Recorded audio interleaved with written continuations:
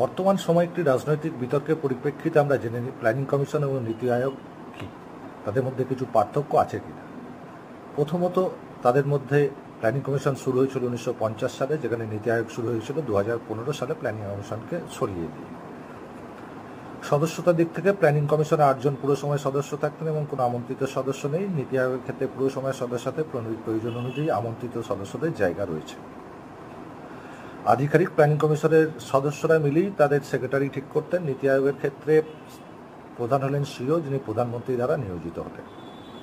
রাজ্যের ভূমিকা, প্ল্যানিং কমিশনে রাজ্যের কোনো ভূমিকা ছিল না, কিন্তু নীতি আয়োগের ক্ষেত্রে প্রতিটি রাজ্য কেন্দ্রীয় শাসিত অঞ্চল এর সদস্য।